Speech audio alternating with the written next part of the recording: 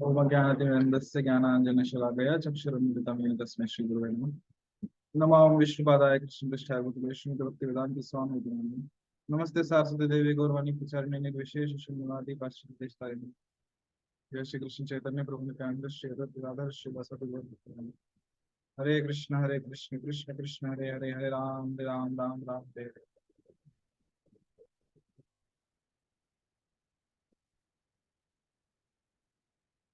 हरे कृष्ण।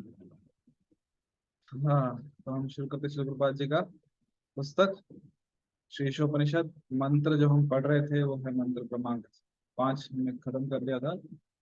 5 वाला हो गया था, मंत्र 6 हम पढ़ेंगे। मैं स्क्रीन शेयर करता हूँ आपके साथ।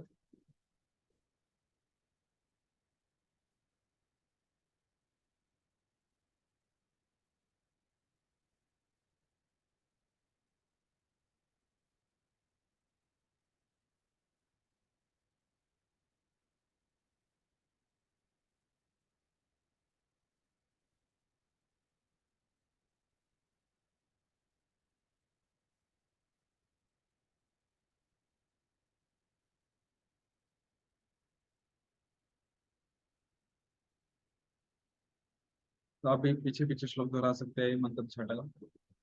यस्तु सर्वाणि भूतानि यस्तु सर्वाणि भूतानि आत्मन्येवानुपश्यति आत्मन्येवानुपश्यन्ति सर्वभूतेषु चात्मानं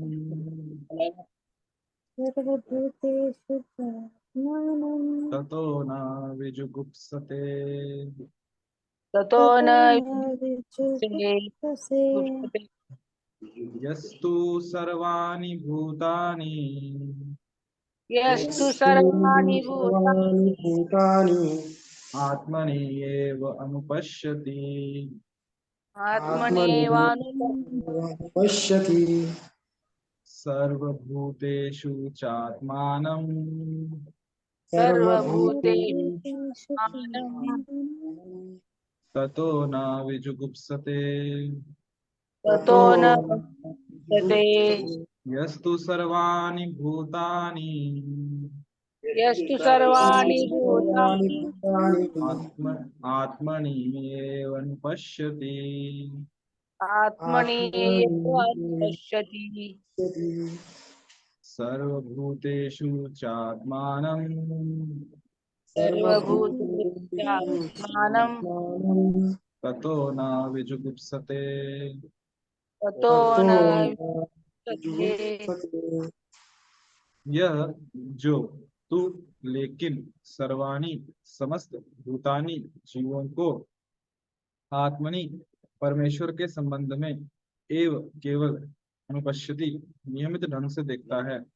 सर्वभूतेषु समस्त जीवों में च तथा आत्मानम परमात्मा को तथा तत्पश्चात न नहीं विजुगुप्सते इसी से घृणा करता है। अनुवाद। जो प्रत्येक वस्तु को परमेश्वर के संदर्भ में देखता है, जो समस्त जीवों को उनके अंश रूप में देखता है तथा जो परमेश्वर को प्रत्येक वस्तु के भीतर देखता है, वह कभी भी किसी किसी वस्तु से या किसी जीव से घृणा नहीं करता। जो प्रत्येक वस्तु को परमेश्वर के संदर्भ में देखता है। हम जो वस्तु को देखते हैं, हम कैसे देखते हैं? हम वहां पे परमेश्वर का क्यों कह रहा हूं मैं ऐसा, क्योंकि बद्धावस्था, तो बद्धावस्था में हम जो परमेश्वर का संबंध है वो भूल जाते हैं।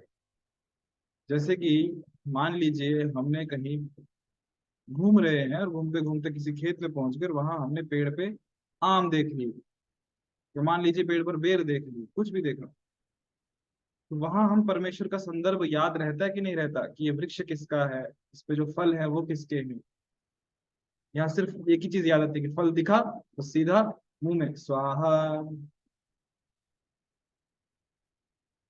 तो प्रत्येक वस्तु को परमेश्वर के संदर्भ में देखना चाहिए। जो समस्त जीवों को उनके अंश रूप में देखता है, कि जो जितने भी जीव है यहाँ पे किसके अंश है? परमात्मा के अंश। यानी कि जो जितने भी लोग हैं, जब हम उनसे वार्तालाप करते हैं क्या हम उन्हें आत्मा के स्वरूप में देखते हैं या केवल शरीर के स्वरूप में देखते हैं? तथा जो परमेश्वर को प्रत्येक वस्तु के भीतर देखता है, कि हर वस्तु के भीतर भगवान है। विग्रह में तो, अर्च विग्रह में तो है ही, परंतु प्रत्येक वस्तु के भीतर है। तो कभी भी किसी वस्तु से या किसी जीव से घृणा नहीं करता। ऐसा व्यक्ति कौन? जो हर वस्तु परमेश्वर के संबंध संदर्भ में देखता है, सब जीवों को भगवान के अंश के रूप में देखता है, और प्रत्येक वस्तु के भीतर भी भगवान को देखता है। ऐसा जो व्यक्ति है वो किसी भी वस्तु से या किसी भी जीव से घृणा नहीं करता, उसे द्वेष नहीं करता। कहने का मतलब ये है, जब हमारा स्तर यहाँ तक पहुंचेगा कि हम प्रत्येक वस्तु को परमेश्वर के संदर्भ में देखने लगेंगे, सभी जीवों को भगवान के अंश रूप में देखने लगेंगे, और हर एक जो वस्तु है उसके भीतर में भगवान को देखने लगेंगे, तब हमारी भी ये अवस्था आ जाएगी कि हम भी किसी वस्तु से या किसी जीव से घृणा नहीं करेंगे। तात्पर्य श्री प्रभुपाद जी द्वारा, यह महाभागवत अर्थात उस महापुरुष का विवरण है जो हर वस्तु को भगवान के संदर्भ में देखता है। परमेश्वर की उपस्थिति की अनुभूति परमेश्वर की उपस्थिति की अनुभूति की तीन अवस्थाएं हैं। तो ये तीन अवस्थाएं कौन कौन सी हम देखेंगे। कनिष्ठ अधिकारी अनुभूति की निमंत्रण अवस्था में होता है। वह अपनी धार्मिक आस्था के अनुसार किसी पूजा स्थल या मंदिर, गिरजाघर, गिरजाघर मतलब चर्च, या मस्जिद में जाता है और वहां पर शास्त्रों के आदेश अनुसार पूजा करता है। ऐसी अवस्था में भक्त भगवान को पूजा स्थल पर ही उपस्थित मानते हैं, अन्यत्र कहीं नहीं। तो यहाँ पे जो कनिष्ठ अधिकारी है किस अवस्था में है, केवल अपनी धार्मिक आस्था के अनुसार किसी पूजा स्थल या मंदिर हो गया या गिरजाघर हो गया या मस्जिद में जाता है, तो वहां पर शास्त्रों के आदेश, जैसे शास्त्रों में वर्णन है कि हमें भगवान के सामने नतमस्तक होना चाहिए, भगवान के सामने ये कार्य करना चाहिए, तो वहां पे वैसे उनकी पूजा करता है। शास्त्रों के विधि विधान जैसे हैं, जैसे शास्त्रों में आज्ञा दी है, उस आदेश अनुसार करता है। ऐसी अवस्था के भक्त भगवान को पूजा ऐसी अवस्था के भक्त भगवान के सॉरी ऐसी अवस्था के भक्त भगवान को पूजा स्थल पर ही उपस्थित मानते हैं, अन्यत्र कहीं नहीं। उनके अनुसार भगवान केवल मंदिर में है और कहीं नहीं। ये कनिष्ठ अधिकारी, वे ना तो यह निश्चित कर पाते हैं कि भक्ति में कौन किस पद पर है, ना ही वे ये बता सकते हैं कि किसे भगवान की अनुभूति हो चुकी है। ऐसे भक्त नित्य कर्म करते हुए और कभी कभी परस्पर लड़ झगड़ भी पड़ते हैं कि अमुक प्रकार की भक्ति दूसरे से श्रेष्ठ है। वास्तव में ये कनिष्ठ अधिकारी भौतिकवादी भक्त होते हैं, जो आध्यात्मिक स्तर तक पहुंचने के लिए भौतिक सीमा को लांघने का मात्र प्रयत्न करते रहते हैं।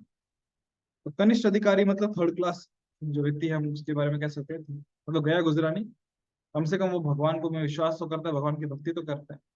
तो कनिष्ठ अधिकारी का जो स्तर है वहां पे क्या क्या है उस अवस्था में, तो भगवान को पूजा स्थल पर ही उपस्थित मानता है और अन्यत्र कहीं नहीं। तो ये पहली चीज कि भगवान उसके लिए केवल पूजा स्थल में है, यानी कि केवल मंदिर में। उनकी उनमें कमियां क्या क्या हैं कनिष्ठ अधिकारी में, कि वो निश्चित नहीं कर पाते कि भक्त में कौन किस पद पर है। ना तो वो ये बता सकते हैं कि किसे भगवान की अनुभूति हो चुकी है। वे अब भक्त जो है वो नित्य कर्म करते हैं, और करते हुए भी कभी कभी आपस में लड़ झगड़ पड़ते हैं कि कौन सी भक्ति किस भक्ति से श्रेष्ठ है। वास्तव में ये कनिष्ठ अधिकारी भौतिकवादी भक्त होते हैं, जो आध्यात्मिक स्तर तक पहुंचने के लिए भौतिक सीमा को लांघने का मात्र प्रयत्न करते रहते हैं। तो ये लक्षण है किसके, कनिष्ठ भक्त के, कनिष्ठ अधिकारी। अभी अगला इसके बाद जो स्तर है वो यहाँ बता रहे हैं रूपा जी, वो है मध्यम अधिकारी। तो जो मध्यम अधिकारी है, मध्यम अधिकारी में भक्त की चार श्रेणियों के बीच के अंतर को मानने वाला होता है। चार श्रेणी कौन कौन सी हम यहाँ देखते हैं। पहला परमेश्वर, दूसरा भगवत भक्त, तीसरा वे अबोध जिन्हें भगवान का कोई ज्ञान नहीं है, और चौथा नास्तिक जो भगवान पर श्रद्धा नहीं रखते और भक्ति करने वालों से घृणा करते हैं। यदि आप सबको याद होगा, जो हमारे साथ थे, जो हम पुस्तक पढ़ रहे थे उपदेशामृत, जहाँ पे चर्चा हो रही थी कि भक्तों के बीच आदान प्रदान कैसे होता है, वहां पे भी प्रभुपाद जी ने इस पे चर्चा की थी।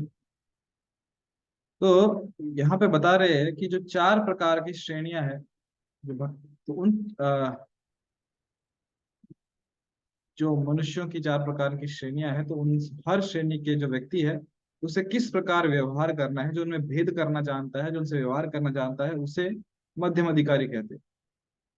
जी, हाँ, जानते हैं कि ये परमेश्वर विश्वास करता है, या फिर ये भगवान का भक्त है, भगवत भक्त है, या फिर ये वो अबोध है जिन्हें भगवान का कोई ज्ञान नहीं है, जिन्हें हम कह सकते हैं इनोसेंट लोग, जिन्हें भगवान से द्वेष नहीं है पर भगवान के बारे में ज्ञान भी नहीं है। मतलब उन लोगों को ज्ञान दिया तो वो भगवान में विश्वास करने लगे। फिर चौथे नास्तिक, जो भगवान पर श्रद्धा नहीं रखते और भक्ति करने वालों से घृणा करते हैं, जिन्हें द्वेषी कहा गया है। तो अभी मध्यम अधिकारी इन सबसे अलग अलग तरीके से व्यवहार करता है। मध्यम अधिकारी इन चारों श्रेणियों के मनुष्यों के प्रति पृथक पृथक प्रकार से बर्ताव करता है। वो भगवान को अच्छा अभी देखो, वो जो मध्यम अधिकारी है कैसे व्यवहार करता है, भगवान को प्रेम का उपादान मानकर उनकी पूजा करता है। कनिष्ठ अधिकारी भी भगवान की मूर्ति जो विग्रह है उनकी पूजा करता है, मध्यम अधिकारी भी भगवान के विग्रह की पूजा करता है। ये सामान्य बात है। ज्यादा क्या है मध्यम अधिकारी में, एक्स्ट्रा क्या है कि वो भक्ति करने वालों से मैत्री स्थापित करता है। कनिष्ठ अधिकारी जो है वो भक्ति करने वालों से उसकी मैत्री नहीं संबंधित स्थापित नहीं, क्योंकि उसका केवल अर्च विग्रह की सेवा पे उसका ध्यान रहता है। और जो स्तर जिनका ऊंचा है, जो मध्यम अधिकारी है, वो भक्ति करने वालों से मैत्री भी स्थापित करते हैं। वह अबोधों के हृदय में सुप्त भगवत प्रेम जगाने का प्रयास करता है। अबोध मतलब जिन्हें ज्ञान नहीं है, मासूम लोग, तो उनके हृदय में जो भगवान का प्रेम जो सोया हुआ है उसे जगाने का प्रयास करते हैं। किंतु वह उन नास्तिकों के पास नहीं जाता, ध्यान दीजिए, वह नास्तिकों के पास नहीं जाता जो भगवान के नाम से ही घृणा करते हैं। जो द्वेषी हैं उनसे दो हाथ दूर, उनके पास नहीं जाता, उनसे डिबेट भी नहीं करता। वो उनको उनका रहने दो, हम हमारा देखेंगे। हाँ, पर जो अबोध है, जिनके पास ज्ञान नहीं है, जो मासूम है, जिनको यदि ज्ञान दिया तो वो स्वीकार कर लेंगे, जो भक्तों से द्वेष नहीं करते, ऐसे लोगों को ज्ञान भी देता है। अभी ये तो हो गए कनिष्ठ अधिकारी और मध्यम अधिकारी। भी आगे बढ़ते, आगे है जो मध्यम अधिकारी से भी श्रेष्ठ है, वो कौन है, उत्तम अधिकारी। तो मध्यम अधिकारी के ऊपर उत्तम अधिकारी होता है, जो प्रत्येक वस्तु को भगवान से संबंधित देखता है। ऐसा भक्त नास्तिक तथा आस्तिक में भेदभाव नहीं करता, अपितु हर एक को ईश्वर का अंश मानता है। ये देखिए, जो उत्तम अधिकारी है वो हर वस्तु का संबंध भगवान से देखता है, हर चीज को भगवान के संदर्भ में देखता है। तो यहाँ पे एक भेद आता है मध्यम अधिकारी से उत्तम अधिकारी का, कि उत्तम अधिकारी नास्तिक और आस्तिक में भेदभाव नहीं करता। और मध्यम अधिकारी नास्तिक लोगों से दूर रहता है, ये समझ में आया, और भक्तों के साथ प्रेम का व्यवहार करता है। परंतु जो उत्तम अधिकारी है वो नास्तिक और आस्तिक में कोई भेदभाव नहीं करता, क्योंकि वो सबको जानता है कि सब लोग क्या है, ईश्वर के अंश हैं। वो जानता है कि एक विद्वान ब्राह्मण तथा गली के कुत्ते में कोई अंतर नहीं होता, क्योंकि दोनों ही भगवान के अंश हैं। यद्यपि वे अपने विगत जीवन के कर्मों के भिन्न भिन्न गुणों के अनुसार भिन्न भिन्न देह धारण किए, कि दोनों भगवान के अंश हैं। बात केवल अंतर केवल इतना है कि दोनों ने अपने पिछले जन्मों में अलग अलग कर्म किए थे, उन कर्मों के फल स्वरूप उन्हें इस बार अलग अलग शरीर मिला है, परंतु हैं दोनों ही कौन, भगवान के अंश हैं। वो देखता है कौन, उत्तम अधिकारी, फर्स्ट क्लास डिवोटी, वो देखता है कि परमेश्वर के अंश रूप ब्राह्मण ने भगवान द्वारा प्रदत्त अपनी स्वल्प स्वतंत्रता का दुरुपयोग नहीं किया है, और कुत्ता अपनी स्वतंत्रता का दुरुपयोग करके प्रकृति में के नियमों का द्वारा दंडित होकर कुत्ते के शरीर में बदल। तो ब्राह्मण ने अपनी स्वतंत्रता का दुरुपयोग नहीं किया, और कुत्ते जो कुत्ता बना उसने अपनी स्वतंत्रता का दुरुपयोग किया। कब, पिछले जन्म में। भगवान ने हम सबको स्वतंत्रता दी है कि हमको कैसे कार्य करने हैं, और वैसे जैसे हम कार्य करते हैं वैसे हमें फल भी मिलता है। अच्छे कार्य करेंगे अच्छा फल मिलेगा, बुरे कार्य करेंगे बुरा फल मिलेगा। यहाँ पे हम देखते हैं कि दो जीवात्माएं, दोनों ने अलग अलग कर्म किए, जिन्होंने अपनी स्वतंत्रता का दुरुपयोग किया वो कुत्ता बन गया, और जिसने स्वतंत्रता का दुरुपयोग नहीं किया, उसका अच्छे से सदुपयोग किया, वो अगले जन्म में ब्राह्मण बना। ब्राह्मण तथा कुत्ते के अपने अपने कार्यों के का विचार किए बिना उत्तम अधिकारी दोनों का कल्याण करना चाहता है।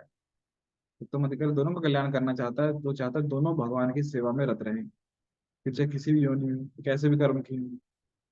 ऐसा विद्वान भक्त भौतिक शरीरों द्वारा भ्रांत नहीं होता, अपितु उन जीवों के आंतरिक आध्यात्मिक स्वलिंग से आकृष्ट होता है। किससे आकृष्ट होता है? आंतरिक आध्यात्मिक स्वलिंग। ये कौन है? ये भगवान के अंश हैं, जीवात्माएं हैं, और इनका उद्धार कल्याण तभी होगा जब ये भगवान की सेवा करेंगे। जो लोग एक रूपता या मित्रता के भाव का अतिक्रमण करके उत्तम अधिकारी का अनुकरण तो करते हैं, किंतु देहात्म बुद्धि के स्तर पर आचरण करते हैं, वास्तव में झूठे परोपकारी हैं। यहाँ पे देखिए क्या बता रहे प्रभुपाद जी। जो लोग एक रूपता या मित्रता के भाव का अतिक्रमण करके उत्तम अधिकारी का तो अनुकरण कर रहे हैं। देखो, दो शब्द होते हैं, एक है जो यहाँ पे लिखा है अनुकरण, और दूसरा शब्द होता है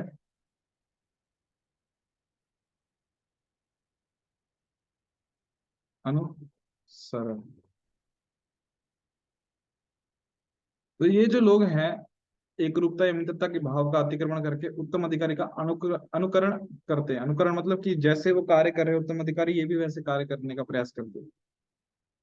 परंतु दिक्कत ये होती, प्रॉब्लम होती कि ये कौन से स्तर पे? देहात्म बुद्धि के स्तर पे, आचरण का देहात्म बुद्धि के स्तर पे है। वो झूठे परोपकारी कहलाते हैं। जैसे हमने देखा ऊपर ही कि जो उत्तम अधिकारी है वो सबका कल्याण करना चाहता है। यहाँ पे लिखा है, देखिए, उत्तम अधिकारी कल्याण करना चाहता है दोनों का, चाहे वो ब्राह्मण है कुत्ता हो। तो जो ये लोग हैं, देखते हैं कि ये महान व्यक्ति है, ये महान भक्त है, ये सबका कल्याण करना चाहते हैं, तो हम भी सबका कल्याण करना चाहते हैं, अनुकरण करने का प्रयास करें। परंतु समस्या ये है कि वो जो भक्त है वो आध्यात्मिक स्तर पे है, और ये जो व्यक्ति है ये देहात्म बुद्धि में अभी भी शारीरिक स्तर पे है, तो ये अपने स्तर पे रह के कल्याण करना चाहता है। और वो कल्याण कैसा है? तो झूठे परोपकार है। झूठे परोपकार इन द सेंस वो परोपकार भी भौतिक ही रह जाते हैं, उनका लाभ जो है केवल उस शरीर तक सीमित हो जाता है, उसके आगे तक नहीं बढ़ सकता। अच्छा, अनुसरण क्या होता है? अनुसरण ये होता है कि जो सामने वाला व्यक्ति कर रहा है, क्या हम उसकी इच्छा है कि हम भी वो कार्य करें, क्या उसका आदेश है? यदि जो सामने वाला व्यक्ति कर रहा है हम भी हूबहू वैसे करें, तो उसे कहते हैं अनुकरण। और सामने वाला व्यक्ति, विशेषकर वरिष्ठ भक्त, जब कुछ आदेश दे रहे तो उसका हम पालन करते तो उसे कहते हैं अनुसरण। जैसे गोस्वामी गण है हमारे, षड गोस्वामी। जिस प्रकार षड गोस्वामी गण जीवन निर्वाह करते थे, यदि हम लोग भी उनका अनुकरण करने लगे तो हम मर जाएंगे, लिटरली मर जाएंगे। फिर क्या पीते थे वो, क्या खाते थे, कितना सोते थे, कितना नाम जप करते थे, कितना परिक्रमा करते थे, कितना सेवा करते थे। यदि हम लोग उनका अनुकरण करने लगे हैं, सच में हम मर जाएंगे, जीवित नहीं रह पाएंगे। तो इसलिए हमको गोस्वामी गणों का अनुकरण नहीं करना, उनका अनुसरण करना, कि उन्होंने आदेश क्या दिए, हमारे लिए क्या आदेश दिए। हाँ, वो जो कर रहे हैं वो अच्छी बात है, वो कर सकते हैं, पर हमारे लिए क्या आदेश दिए हमको वो करना, तो उसे कहते हैं अनुसरण। तो हमें अनुकरण करने से बचना है, हमें अनुकरण करने से बचना है, मतलब अनुकरण नहीं करना है हमें, हमें क्या करना है? हमें अनुसरण करना है। तो आगे प्रभुपाद जी कह रहे हैं कि विश्व बंधुत्व की धारणा उत्तम अधिकारी से सीखनी चाहिए, ना कि किसी मूर्ख व्यक्ति से जो आत्मा या परमात्मा के विस्तार अंश को भी जो सर्वत्र निवास करता है ठीक से नहीं जानता। विश्व बंधुत्व जिसे कहते हैं, क्या कहते हैं, क्या कहेंगे विश्व बंधुत्व को? इस पूरा समाज जो विश्व है, पूरा धरती है, सब हम भाई भाई हैं, बंधु हैं हम सब। तो ये जो धारणा है ये उत्तम अधिकारी से सीखनी चाहिए, पर किसी मूर्ख व्यक्ति से नहीं सीखनी चाहिए। ये आत्मा और परमात्मा, परमात्मा जो सब हमेशा सब जगह व्याप्त है, फैले हुए हैं, इसका उस मूर्ख व्यक्ति को उसका ज्ञान नहीं, उसको ठीक से नहीं जानता है। और क्योंकि जो उत्तम अधिकारी है वो उसे ठीक से जानता है, इसलिए हमें उत्तम अधिकारी से विश्व बंधुत्व सीखना चाहिए। वो है ना, अ, वसुदेव कुटुंबकम, ये पूरा विश्व जो है वो मेरा परिवार है, और वहाँ इस पूरे परिवार में जितने भी लोग हैं सब मेरे बंधु हैं, पूरे विश्व। तो अभी ये जो छठा मंत्र है, इस छठे मंत्र से ये स्पष्टतः उल्लेखित है कि मनुष्य को चाहिए कि वह ठीक तरह से देखे। इसका अर्थ ये हुआ कि वह पूर्ववर्ती आचार्य का अनुसरण करे जो सिद्ध शिक्षक हैं। तो पूर्ववर्ती जो आचार्य हैं, हमें ये चाहिए कि हम उनका क्या करें, अनुसरण करें। देखिए आ गया शब्द अनुसरण, कि हमें उनका पूर्ववर्ती आचार्य को क्या करना है, अनुकरण नहीं करना है, उनका अनुसरण करना है। तो सिद्ध क्या है, शिक्षक है, मतलब जो हमें सिखा रहे हैं। इस प्रसंग से अनुपश्यति अत्यंत उपयुक्त संस्कृत शब्द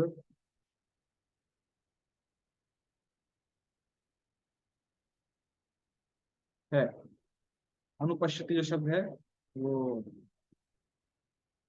उपयुक्त संस्कृत शब्द है। अनु का अर्थ है अनुसरण करना,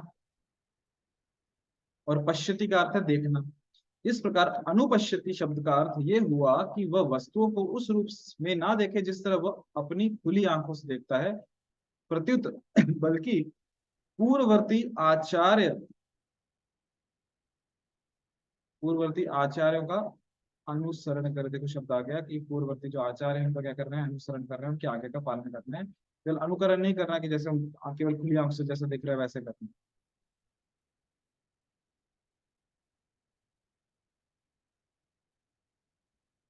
भौतिक दोषों के कारण आंखें किसी भी वस्तु को ठीक से नहीं देख पाती। चार दोष मनुष्य के, कोई तब तक ठीक से नहीं देख सकता जब तक उसने किसी श्रेष्ठ स्रोत से सुन ना रखा हो, और सर्वोच्च स्रोत वैदिक ज्ञान है। इसकी चर्चा स्वयं भगवान ने की है। तो हमें यदि देखना है तो आंखों की जगह कानों से देखना चाहिए, मतलब सुन के। कहाँ से सुन के, श्रेष्ठ स्रोत से सुन के। सबसे अच्छा श्रेष्ठ स्रोत को क्या है, वैदिक ज्ञान है। क्यों, वैदिक ज्ञान अपौरुषीय है, किसी व्यक्ति ने नहीं बनाया, किसी भौतिक व्यक्ति ने नहीं बनाया, स्वयं भगवान की वाणी है। इसकी चर्चा स्वयं भगवान ने की है। वैदिक सत्य शिष्य परंपरा द्वारा भगवान से ब्रह्मा, वैदिक सत्य शिष्य परंपरा द्वारा मतलब गुरु शिष्य परंपरा द्वारा भगवान से, श्री भगवान ने ज्ञान किसे दिया, ब्रह्मा जी को दिया। ब्रह्मा से नारद जी, नारद से व्यास, व्यास से उनके कई शिष्यों तक आता है। पहले वेदों के संदेश को अभिलिखित करने की आवश्यकता नहीं थी, क्योंकि तब लोग अधिक बुद्धिमान तथा प्रखर स्मरण शक्ति वाले होते थे। वे प्रामाणिक गुरु के मुख से मात्र एक बार सुनकर उपदेशों का अनुसरण कर सकते थे। ये देखिए, पहले लिखने की आवश्यकता नहीं थी। क्यों, क्योंकि वेदों को भी श्रुति कहा जाता है। केवल शिष्य गुरु से एक बार श्रवण करता था, सुन लेता था, और जीवन भर उसको याद रखता था कि गुरु महाराज ने क्या आज्ञा दी है, और उनका अनुसरण करता था। अनुसरण मतलब जो गुरु महाराज ने आज्ञा दी है उनका पालन करता था।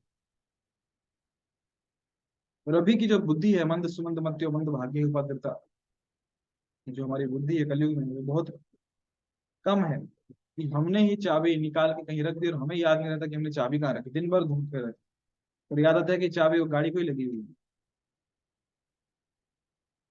क्यों ऐसा हो रहा है, क्योंकि बुद्धि अब इतनी प्रखर नहीं है। इसलिए व्यास जी ने सभी जो ग्रंथ हैं, वेद हैं, उन्हें लिपिबद्ध कर दिया, उन्हें लिख दिया।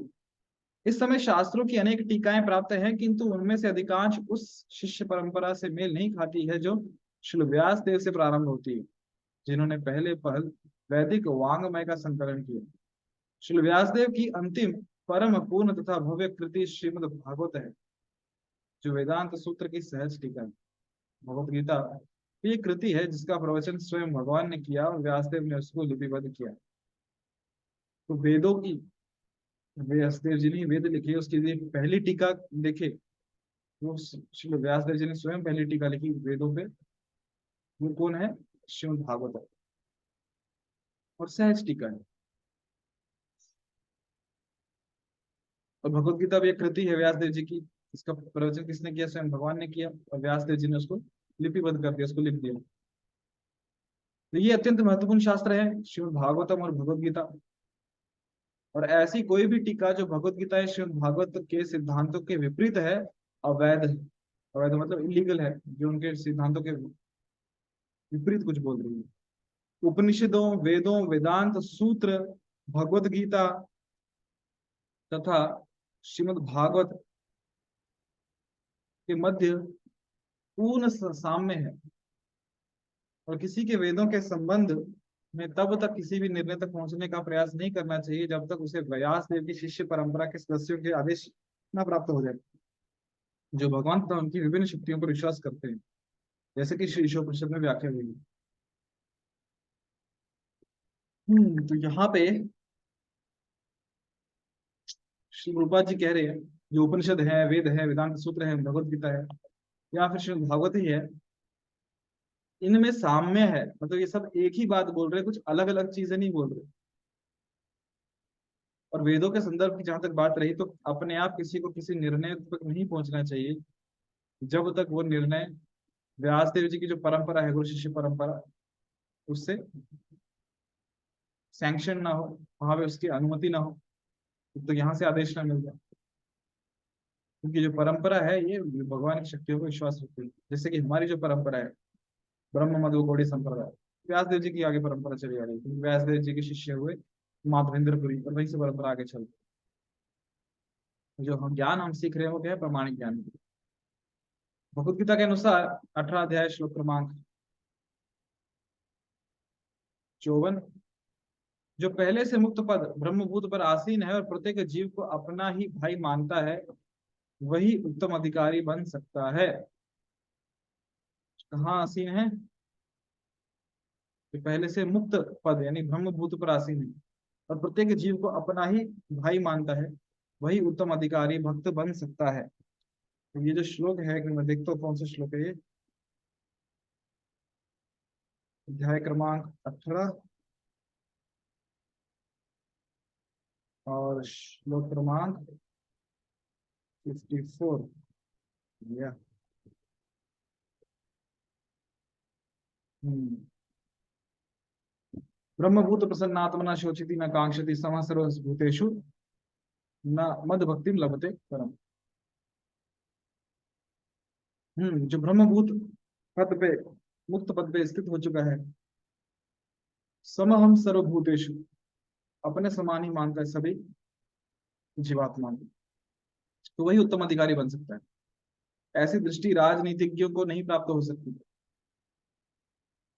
जो सदैव किसी न किसी भौतिक लाभ के पीछे पड़े रहते हैं। जो व्यक्ति उत्तम अधिकारी के लक्षणों का अनुकरण करता है, वह भले ही किसी दूसरे के बाहरी शरीर का उपयोग यश या भौतिक लाभ के लिए करता हो, लेकिन वह आत्मा की सेवा नहीं करता। कब की बात हो रही है?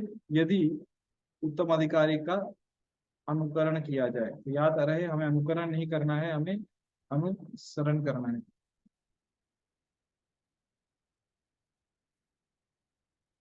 जो अनुकरण कर रहा है, वो भले ही किसी दूसरे के बाहरी शरीर का उपयोग यश या भौतिक लाभ के लिए करता हो, लेकिन वो आत्मा की सेवा नहीं करता। ऐसे अनुकर्ता यानी कि नकलची, जिसे हम कहते हैं नकलची बंदर, ऐसे अनुकरण अनुकरण करता नकलची को आध्यात्मिक जगत की कोई जानकारी नहीं मिल सकती। उत्तम अधिकारी भौतिक शरीर में ही जीवात्मा का दर्शन करता है और आत्मा के रूप में उसकी सेवा करता है। इस प्रकार भौतिक पक्ष की स्वतः सेवा होती रहती है। तो लास्ट की जो लाइन है, इस पर विशेष ध्यान दीजिए। क्या लिखा है? कि उत्तम अधिकारी भौतिक शरीर में ही जीवात्मा का दर्शन करता है। सामने भौतिक व्यक्ति, एक व्यक्ति है और वो किसी का दर्शन कर रहा है, वहां पे उसके अंदर जो हृदय में आत्मा है उसके दर्शन कर रहा है, जीवात्मा का, और आत्मा के रूप में ही उसकी सेवा करता है। इस प्रकार भौतिक पक्ष की स्वतः सेवा होती रहती है। आत्मा की सेवा हो गई तो आत्मा जिस शरीर में है उसकी भी सेवा अपने आप हो जाती है। मूल में जल दे दिया तो पत्ते, फूल पत्ते अपने आप हरे भरे रहते हैं। अच्छा, ये जो लास्ट की लाइन है, क्या आपने कभी ऐसे उत्तम अधिकारी को देखा है या सुना है? तो एक ऐसे उत्तम अधिकारी हैं शिल प्रभुपाद जी। शिल प्रभुपाद जी जब भी किसी से वार्तालाप करते थे, तो उस केवल उस शरीर से बात नहीं करते थे, उसके हृदय में झांक के जो आत्मा है हमेशा उससे बात करते थे। इसलिए वो हमेशा उस व्यक्ति के कल्याण के बारे में सोच सकते थे और परम कल्याण की बात करते, जिससे उसका परम लाभ हो। और जब उस जीवात्मा का लाभ होता था, तो ऑब्वियसली जाहिर है कि स्वतः ही जो जिस भौतिक शरीर में वो आत्मा है उसका भी लाभ हो जाता था। तो यहाँ पे हम रुकते हैं। हरे कृष्ण। यदि आप भक्तों के मन में कुछ प्रश्न है तो आप माइक ऑन करके प्रश्न पूछ सकते हैं। यदि कोई प्रश्न नहीं है तो हम यहाँ रुकते हैं। हरे कृष्ण। तो यदि आपके प्रश्न नहीं है, तो यदि आपकी परमिशन हो, अनुमति हो, तो मैं कुछ प्रश्न पूछ लेता हूँ।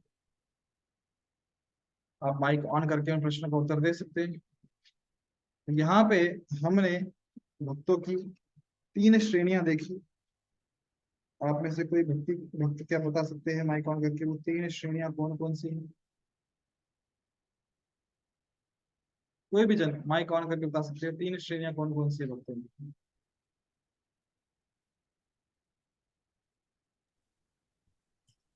कनिष्ठ अधिकारी, मध्यम कनिष्ठ, मध्यम और उत्तम अधिकारी। धन्यवाद उसने कृषि माता जी और सीमा गांधी माता जी। 3 भक्तों की श्रेणी हमने देखी। पहला कनिष्ठ अधिकारी है, दूसरा मध्यम अधिकारी है, तीसरा उत्तम अधिकारी। कनिष्ठ अधिकारी निचले स्तर पे है, उससे ऊपर मध्यम अधिकारी, सबसे ऊपर उत्तम अधिकारी। तो बाकी जो भक्त है यहाँ पे उनमें से कोई बताना चाहेगा कि कनिष्ठ अधिकारी के लक्षण क्या होते हैं? आप चैट में भी बता सकते हैं या फिर आप माइक ऑन करके बता सकते हैं। कनिष्ठ अधिकारी जो कनिष्ठ भक्त है उनके क्या लक्षण होते हैं? देखिए शर्माइए मत, हम ही लोग हैं घर के ही हैं सब। वो परमेश्वर को सिर्फ मानता है और वो चार कौन कौन से पद पर स्थित है वो नहीं जान सकता। धन्यवाद प्रतिवर्तनी माता जी, बराबर बोला आपने। जो कनिष्ठ अधिकारी है वो केवल भगवान में श्रद्धा रखता है और भगवान से श्रद्धा होती है। वो मंदिर में ही वो ये जानता है कि भगवान केवल मंदिर में है और मंदिर में ही भगवान की पूजा करता है। और जो भक्तों के अलग अलग स्तर हैं वो उन स्तरों का में भेदभाव नहीं जानता। बाकी जो लोग हैं उनसे कैसे व्यवहार करना है, भक्तों से कैसे व्यवहार करना है, वो ये भेदभाव नहीं जानता कनिष्ठ अधिकारी। मध्यम अधिकारी के क्या लक्षण है? कोई और भक्त की बताना चाहेंगे माइक ऑन करके?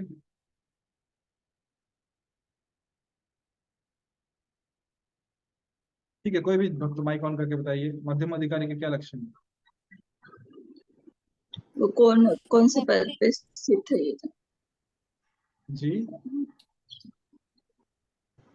वो परमेश्वर भक्त अबोध और नास्तिक नास्तिकों से दूर रहता है, अबोध पे दया करता है, भक्तों से मैत्री करता है, भगवान की पूजा करता है। धन्यवाद, बहुत बढ़िया। जो मध्यम अधिकारी है वो भगवान की सेवा तो करता ही है। कनिष्ठ अधिकारी जो करता है वो तो करता ही है, भगवान की सेवा करता है, साथ साथ वो भक्तों से भी व्यवहार अच्छे से करता है, वो भक्तों की भी सेवा करता है। और वो किस किस व्यक्ति में क्या जो भक्ति का जो स्तर है किससे कितना व्यवहार करना है वो भी जानता है। उनमें क्या अंतर क्या है वो अंतर समझता है कि भगवान के जो भक्त हैं उनका वो आश्रय लेता है, उनसे प्रेम पूर्वक व्यवहार करता है। जो अबोध हैं जिन्हें भक्ति का ज्ञान नहीं है उन्हें वो भक्ति का ज्ञान प्रदान करता है। और जो द्वेषी हैं, जो नास्तिक है, जो भगवान से द्वेष करते हैं, ऐसे व्यक्तियों से मध्यम अधिकारी दूर ही रहता है। उत्तम अधिकारी के क्या लक्षण है? भौतिक देह में ही परमेश्वर दिखते हैं। यस, कन्नड़े प्रूफ उत्तम अधिकारी समभाव में स्थित रहता है ओके। और उत्तम अधिकारी संभाव स्थित रहता है, एक लक्षण। कोई समभाव और? में स्थित रहता हाँ, है और कोई और कोई हर और भक्त किसी दूसरा को लक्षण? कोई और भक्त दूसरा लक्षण बताएंगे? हाँ, भौतिक देह में ही परमेश्वर को देखता है प्रभु जी। भौतिक देह में परमेश्वर को देखता है, ओके। और कोई भक्त? हाँ, हर एक व्यक्ति को बंधु भाव के जैसा मानता है, भाईचारे से रहता है, हर एक व्यक्ति को भाई मानता है। भाई मानता है, बंधु भाव में रहता है। और वो हर एक पे अच्छा ही दिखता है, वो कोई भेदाभेद नहीं रखता। yes, धन्यवाद प्रभु जी। और कोई भक्त कुछ कहना चाहेंगे? सबके कल्याण के बारे में सोचता है। सबके कल्याण के बारे में सोचता है, धन्यवाद। दशरथ पुत्र प्रभु आप कुछ कहना चाहेंगे?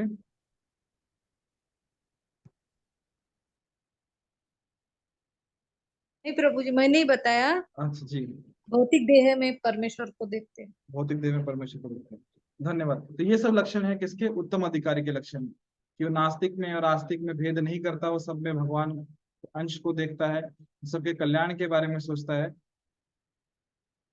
अच्छा, एक और चीज आ, हम देख सकते हैं उत्तम अधिकारी यदि हम देखें, माफ कीजिएगा वापस से इस पे आ रहा हूं, मंत्र के ऊपर, कि उत्तम अधिकारी जो है वो भेदभाव नहीं करता कि ये नास्तिक है, ये आस्तिक है, ये अबोध है, ये बोधवान है। सबको समान रूप से देखता है कि ये भगवान का अंश है। और अपने आप को नम्र भाव में रखता है कि मैं इनका सेवक हूँ, ये भगवान के भक्त हैं, भगवान के अंश, तो मुझे इनकी सेवा करनी है। पर एक और ध्यान देने वाली बात है कि जो उत्तम अधिकारी है वो कभी प्रचार नहीं करता। क्यों एक उत्तम अधिकारी प्रचार नहीं करता? उत्तम अधिकारी हमेशा अपने आप को एक दास भाव में रखता है, और सामने वाला जो व्यक्ति है वो मुझसे श्रेष्ठ है, वो भगवान का अंश है, भगवान का भक्त है, तो हमेशा नम्र भाव में। प्रचार कौन करता है? प्रचार हमेशा मध्यम अधिकारी करता है। और इसलिए जब उत्तम अधिकारी को भी प्रचार करना होता है तो उत्तम अधिकारी भी मध्यम अधिकारी के स्तर पे आते हैं, फिर मध्यम अधिकारी के स्तर पे वो आके प्रचार करते हैं। इसका मतलब ये नहीं कि उनका स्तर कम हो गया, इसका मतलब ये है कि वो उस चेतना में आ रहे हैं कि जहां पे वो भेद कर सके कि भेद कर सके कि ये व्यक्ति अबोध है और ये व्यक्ति नास्तिक है, या ये व्यक्ति मुझे प्रचार करना है, क्यों? इसको मुझे कृष्ण देने हैं, इसके पास नहीं है। अभी भी वो देख रहे हैं कि सामने वाला व्यक्ति जो है वो अंश है, कृष्ण का ही क्या बोलते हैं इसका, सेवक है, परमात्मा का अंश है। पर मध्यम अधिकारी में वो उसे कृष्ण देते हैं। तो उत्तम अधिकारी स्तर पे यहाँ पे चर्चा नहीं है, इस ईशो क्या है, उपदेशामृत से डिटेल में वर्णन है, हमने चर्चा की है इसके ऊपर। उत्तम अधिकारी स्तर पे वो अपने को हमेशा दास भाव में रखते हैं कि सामने वाले व्यक्ति ऑलरेडी इतना बड़ा भक्त है, भगवान का अंश है, तो मुझे क्या उसकी सेवा करनी है। ठीक है, तो ये 3 स्तर हैं। तो हम कौन से स्तर पे हैं, ये हम व्यक्तिगत रूप से, हम जितने भक्त यहाँ पे एक एक करके हमें पता है हम कौन से स्तर पे हैं। जिस भी स्तर पे हमें ऊपर बढ़ना है, यदि हम कनिष्ठ स्तर पे तो मध्यम स्तर पे जाना है, मध्यम है तो उत्तम स्तर पे जाना है। हरे कृष्ण प्रभु जी, अभी तक तो हम कनिष्ठ से। तो आपकी नम्रता है प्रभु जी। तो जिस भी स्तर पे हम हैं, हमको प्रयास करना है आगे बढ़ने के लिए। और वो कैसे होगा? अनुकरण से नहीं होगा, वो अनुसरण से होगा कि वरिष्ठ भक्तों के आदेशानुसार, जो शास्त्रों में जो साधु बता रहे हैं, जो गुरुजन बता रहे हैं, आदेशों का यदि हम शिक्षाओं का पालन करेंगे तो हम धीरे धीरे हमारा स्तर बढ़ेगा। तो हमारा प्रयास स्तर और बढ़ाने का नहीं होता है, हमारा प्रयास हमें इसलिए करना है कि हम साधना हमारी अच्छे से करें। हरे कृष्ण। हरे कृष्ण। तो बहुत बहुत धन्यवाद आप सभी का। हम आज कौन सा वार है? गुरुवार है। सोमवार को मिलेंगे शाम को 8:15 बजे मंत्र 7 के साथ। हरे कृष्ण। वांछा कल्पतरुभ्यश्च कृपा सिंधुभ्यः च पतितानां पावनेभ्यो वैष्णवेभ्यो नमो नमः। अनंत कोटि वैष्णव वृंद की जय, श्री प्रभुपाद की जय, समग्र गौर भक्तवृंद की जय। हरे कृष्ण।